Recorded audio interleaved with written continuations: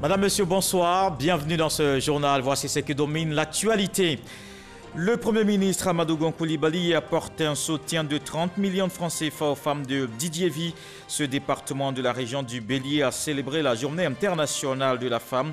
Cet appui financier vient renforcer les actions d'autonomisation initiées dans la localité. Elles pourront accroître leurs activités génératrices de revenus. Les femmes dont les droits sont consacrés, des acquis juridiques, des conventions, un programme d'action de Beijing adopté en 1995, la question de la femme au cœur des préoccupations mondiales. En ce 8 mars, en Côte d'Ivoire, on note des avancées sur la question, mais des actions restent à mener pour l'égalité des sexes et l'autonomisation des femmes. Les femmes au cœur des préoccupations, les jeunes ne sont pas en reste. Plus de 140 milliards de francs CFA mobilisés pour leur insertion professionnelle. Déjà 10 000 jeunes ont reçu leur chèque pour le financement de leurs activités. Le ministre Touré Mamadou a fait le point. La journée internationale de la femme célébrée pour la première fois à Didiévi, un département de la région du Bélier. Un grand rassemblement en présence de la secrétaire d'État chargée de l'autonomisation des femmes, Miss Belmond Dogo, au nom du Premier ministre, a remis un chèque de 30 millions de francs CFA, un appui aux efforts d'autonomisation des femmes du département de Didiévi. Kader Sogodogo. Didiévi, place de l'indépendance, de membres du gouvernement dansant avec les femmes. La localité célèbre sa première édition de la Journée internationale des droits des femmes. Nous n'avions qu'un seul objectif, vous mobiliser autour de vos sœurs et vous sensibiliser à leur émancipation à travers la démonstration de tout leur potentiel. L'autonomisation de la femme en milieu rural, facteur de développement local. Un thème choisi par les femmes du département de Didiévi. Elles sont encouragées d'ailleurs par le président de la cérémonie, le Premier ministre Amadou Gon Coulibaly, qui a dépêché sur place la secrétaire d'État chargée de l'autonomisation de la femme, en soutien au maire de Didiévi, Dr Brice Kwasi, secrétaire d'État chargé de l'enseignement technique et de la formation professionnelle. Le Premier ministre offre un chèque de 30 millions de francs CFA aux femmes en soutien à leur autonomisation. Vous allez vous organiser. Vous prenez 1 million dedans. Vous prenez pour aller travailler. Quand vous avez fini, vous remboursez. On donne encore à d'autres. Si vous prenez 500 000, vous allez travailler. Après, vous revenez avec l'argent, vous remboursez. On prend, on donne à d'autres personnes. Ainsi de suite. Ainsi de suite. Pour que cet argent-là devienne la richesse commune de toutes les femmes du département de Didiévi. Tout ce que la femme a quand elle rentre le soir, c'est pour le mari, c'est pour les enfants. Aide-nous maman à être indépendante, aide-nous maman à avoir des parcelles de terre, aide-nous maman à aller de l'enfant. Le Premier ministre a dit 10 millions c'est beaucoup, mais pour les mamans de Didiévi, j'offre 20 millions en plus, ça vous fait 30 millions. La marraine de la cérémonie, Colette Koné, directeur général de l'Agence ivoirienne de régulation de la mutualité sociale, a plaidé pour l'éducation et la protection de la jeune fille de Didiévi à travers un cursus scolaire sans grossesse. Les femmes de Didiévi ont pris du plaisir à défiler, un moment important de cette journée internationale des droits des femmes. Et on va rester à l'intérieur du pays sur la même question. Les populations de la localité de Pricro ont célébré la Journée internationale des droits des femmes. Elles remercient le gouvernement pour toutes les actions en leur faveur. Elles ont aussi demandé davantage d'appui afin d'assurer véritablement leur autonomie. Herman Niamien.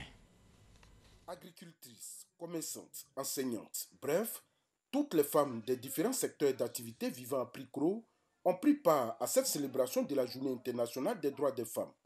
Si elles se sont autant mobilisées, c'est pour exprimer non seulement leur satisfaction à l'État pour ses actions en faveur des femmes, mais également pour demander encore plus pour assurer véritablement leur autonomie. Nous disons merci parce qu'aujourd'hui au moins on sait qu'on a des droits. La femme peut parler dans beaucoup de choses. On est représenté à l'Assemblée nationale, il y a beaucoup de choses. Mais franchement, il y a beaucoup de choses qui restent encore à faire. Pour nous les femmes. On veut que franchement nous soyons vraiment autonomes. On veut que l'État nous aide encore plus. Le parrain de la cérémonie est bien conscient du rôle de la femme au sein de la cellule familiale.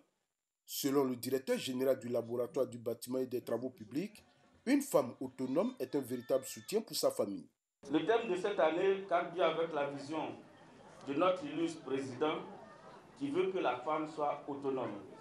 En rendant la femme autonome, elle pourra mieux aider son mari à subvenir aux besoins de la famille et de façon générale, elle pourra mieux contribuer au développement de sa communauté.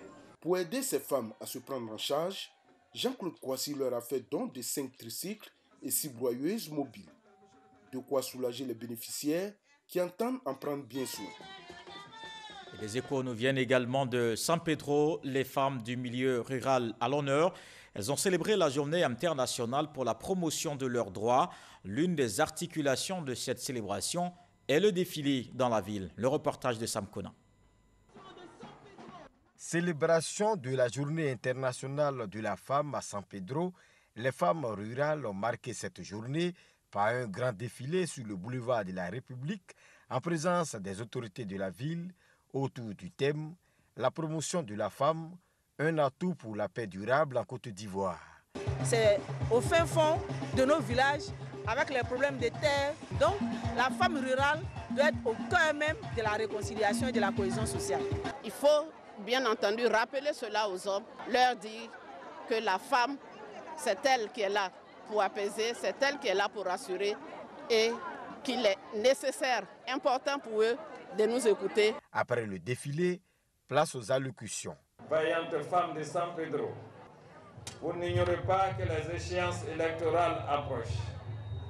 Il vous faudra prêcher l'apaisement, le consensus au sein de notre société et toujours user la diplomatie et de sagesse pour apaiser les cœurs de vos époux et de vos enfants qui seront engagés dans la compétition politique.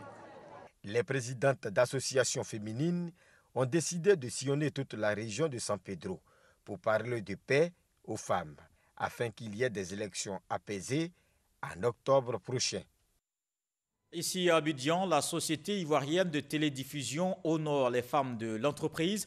Ce 8 mars marqué par 2 conférences pour approfondir leurs connaissances sur la place et les droits de la femme en Côte d'Ivoire. Le directeur général de IDT, Yo Adama Benoît, salue l'engagement des femmes au développement de la société qu'il dirige. Hermance Zirignon, Franck Dio. Développement économique et social en milieu professionnel, pouvoir et richesse, créativité et positionnement des femmes, ce sont les 2 thèmes choisis par les femmes de la société ivoirienne de télédiffusion IDT, un leitmotiv donc pour meubler leur journée du 8 mars. En ce jour de célébration, elles sont venues dire merci à leur premier responsable pour la confiance accordée.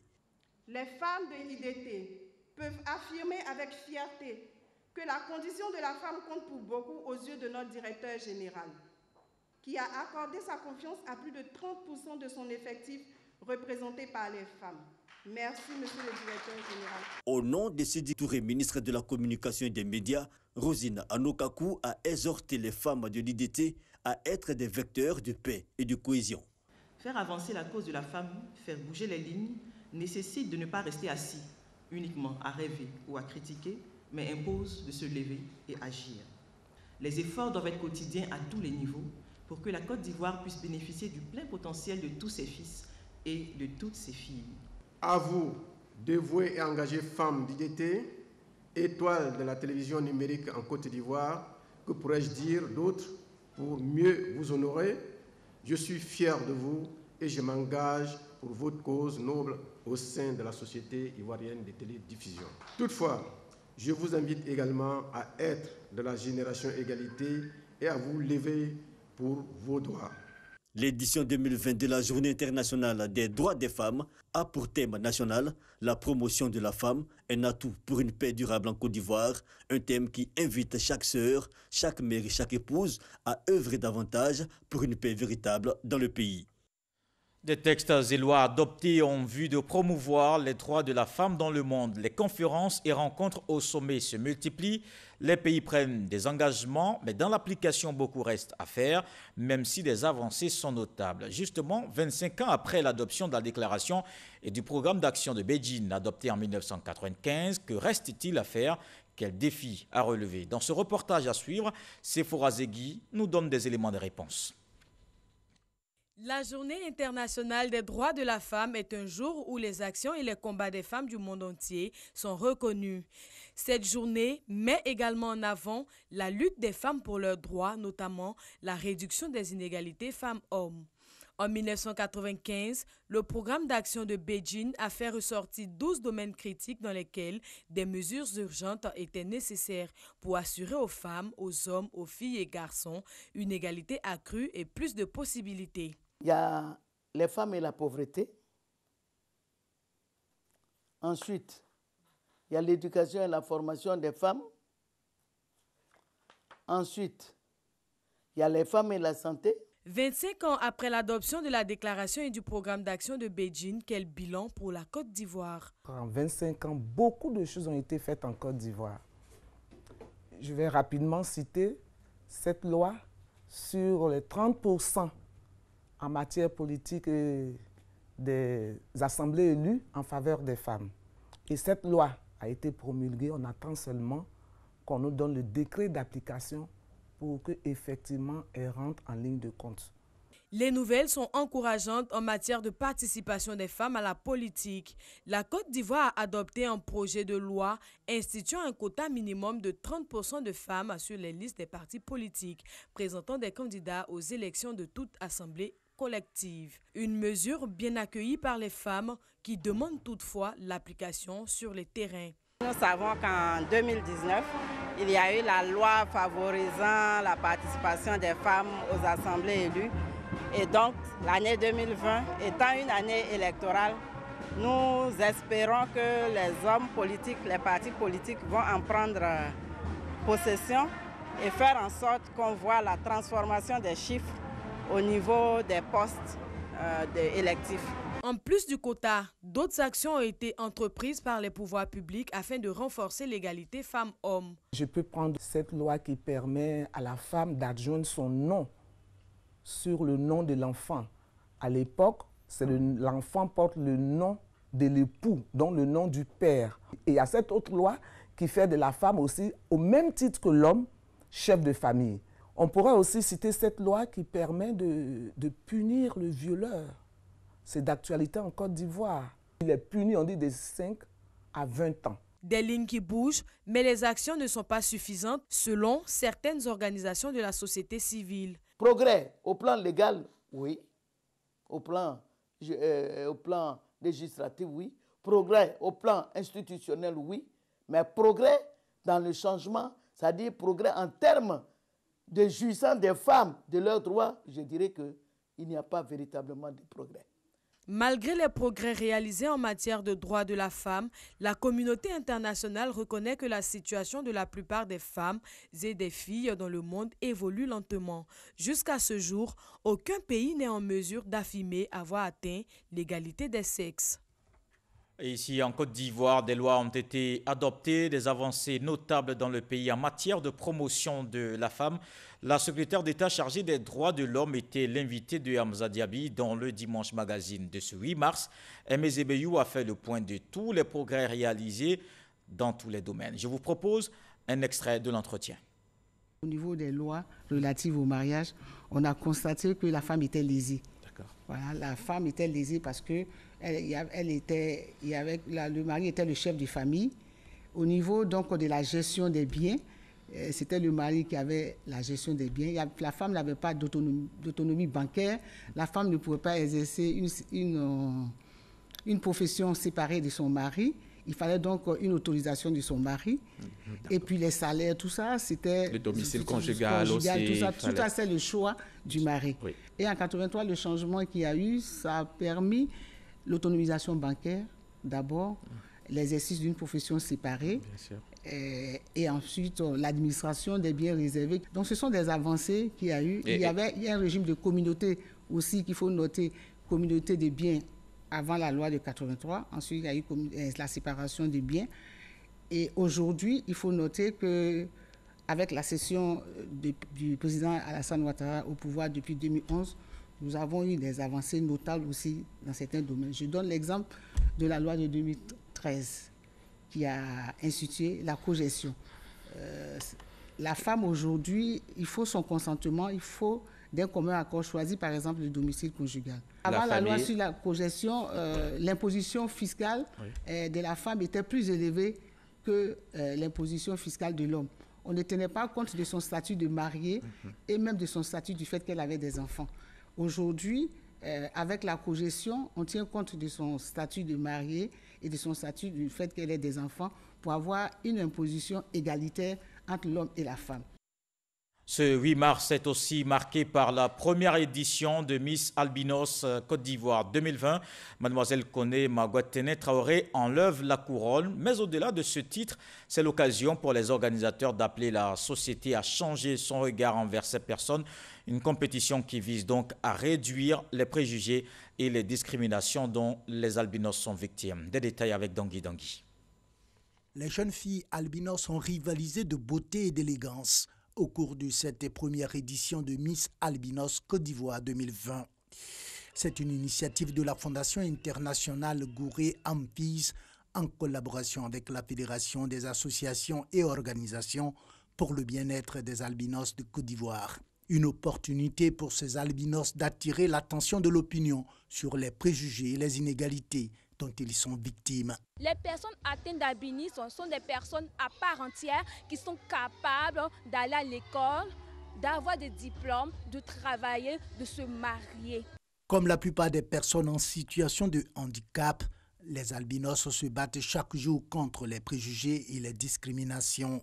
Ils peuvent compter sur le soutien de la Fondation internationale Gouré Ampis et les autorités ivoiriennes, notamment le Premier ministre Amadou Gon Coulibaly. Ces personnes-là sont complexées, il fallait les revaloriser.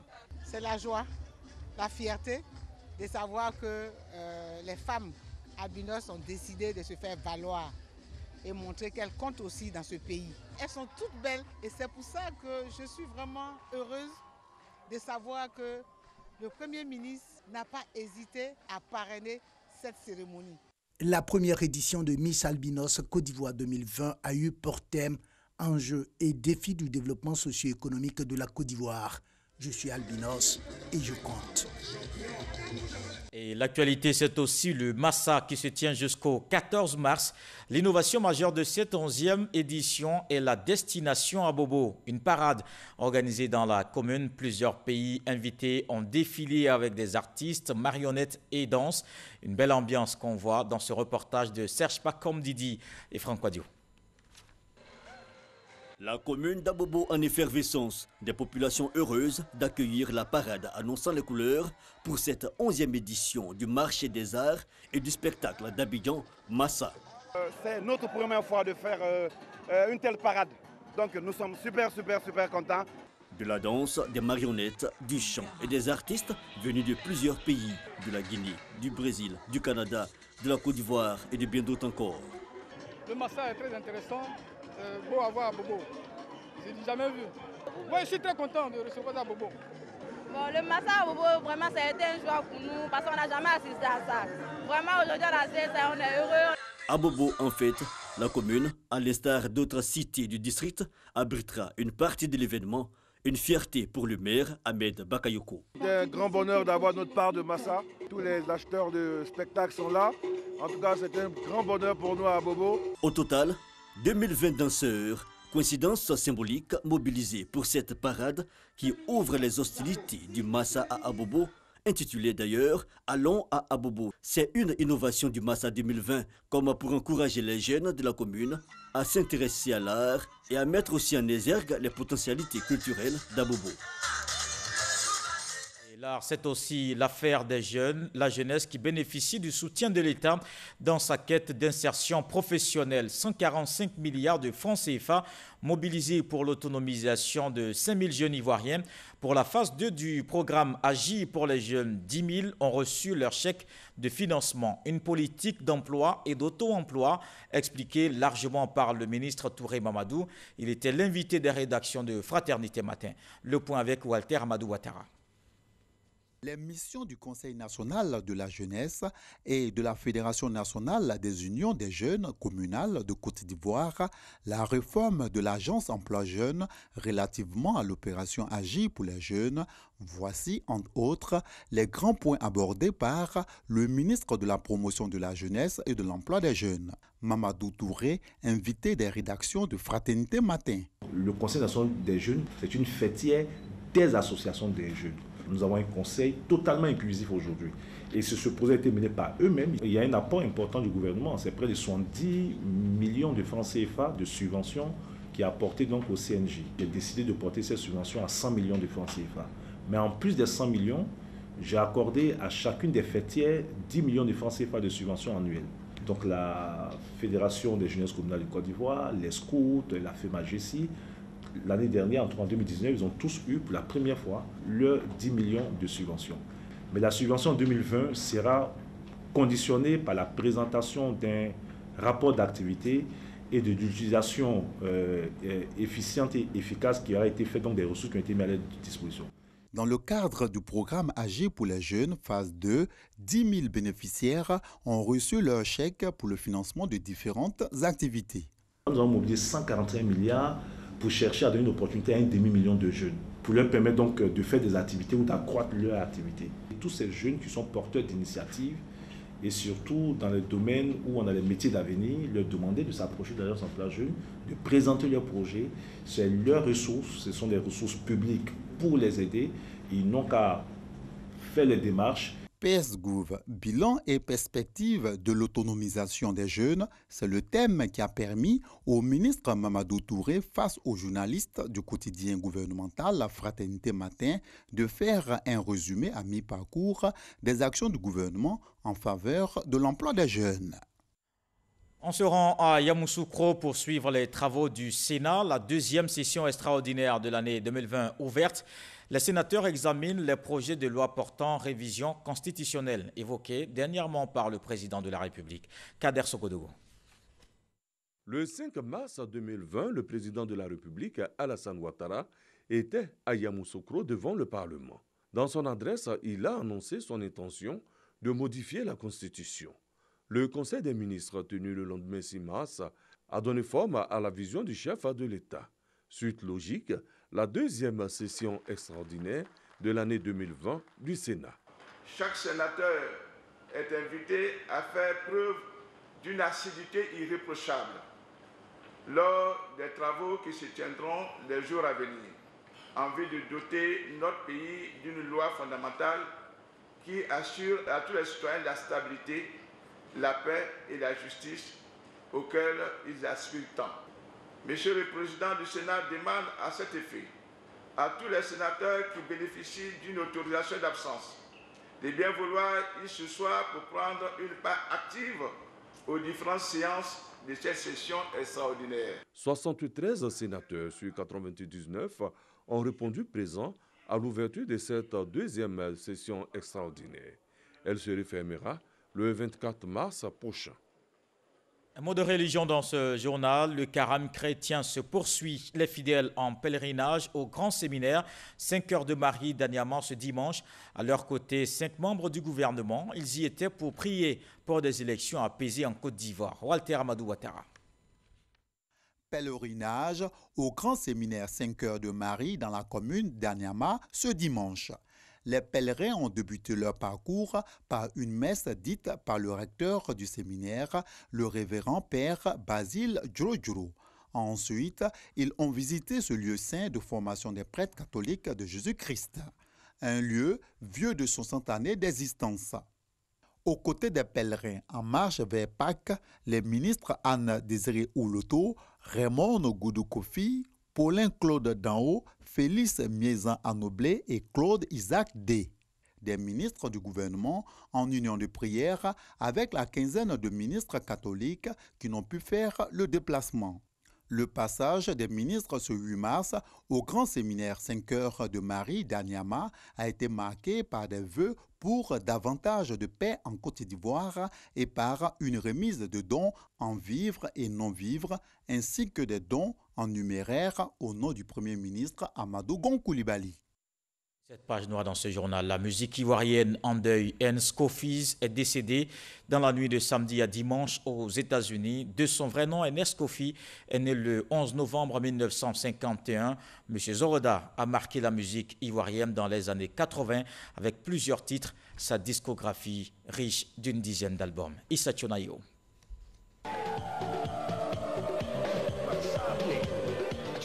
La grande faucheuse a encore frappé dans le monde des artistes. Ernst Kofi, de son vrai nom Ernest Kouadio Kofi, est décédé aux États-Unis dans la nuit de samedi à dimanche.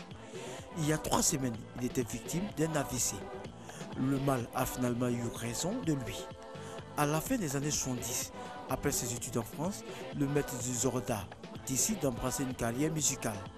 En 1980, il sort son premier album intitulé Monda Center. C'est le début d'une longue carrière musicale. Il connaît un franc succès dans les années 80 à 90 en Côte d'Ivoire avec ses œuvres Faya Laracho, Zopio Dance ou encore Jordan Zoui.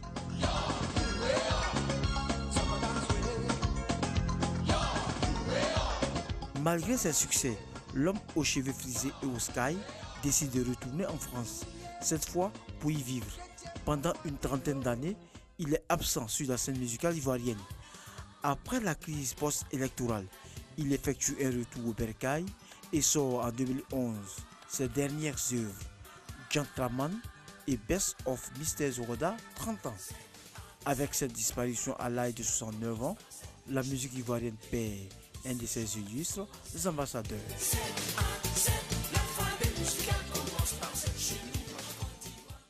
Côte d'Ivoire qui pleure aussi un acteur de développement, atmosphère de grande émotion à Clémocro, localité de la sous-préfecture de Languibonou, hommage à Kwame Konom Sikan et son épouse. Le président du Sénat a élevé le défunt Sikan au grade de commandeur de l'ordre national. Plusieurs membres du gouvernement ont assisté à cette cérémonie funèbre. Était également présente Nana Akwaboni de Reine des Baoulés. Kwame Konom Sikan est décédé le 9 janvier 2019 et son épouse le 23 décembre 2018. On fait le tour du monde de l'actualité comme tous les dimanches. Faisons le point de ce qui a marqué cette semaine d'information. Ce soir, on commence par l'Afghanistan. Le 7 sur 7, Ahmed Traoré, Michel Digré.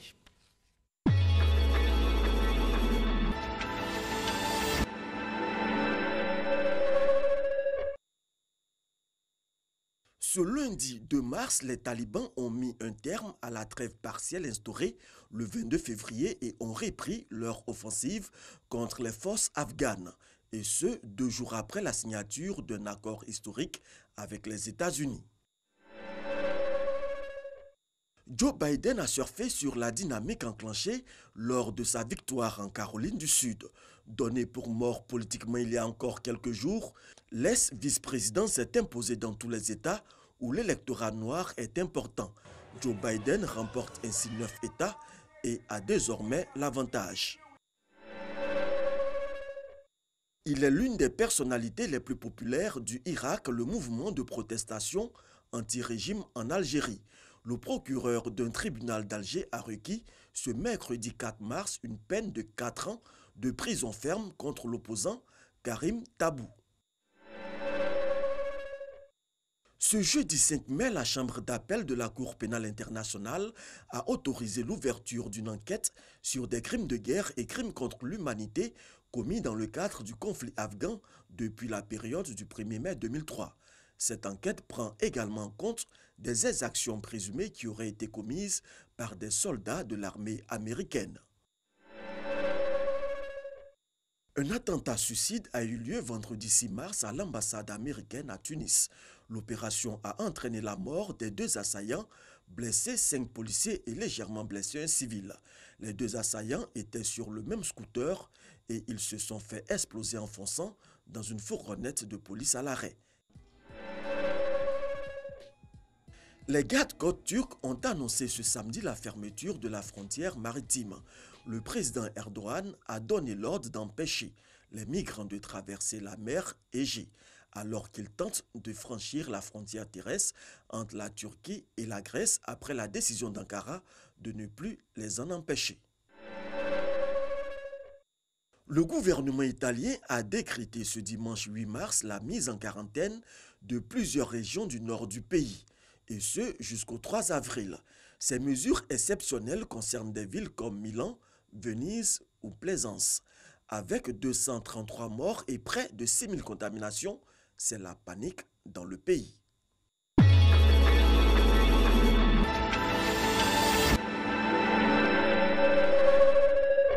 Et voilà qui met un terme à ce journal. Merci de l'avoir suivi. Demain, retrouvez Marine Cognan. À suivre également l'actualité sur nos plateformes numériques www.rti.ci et rti.info. Très bonne semaine. Bonsoir.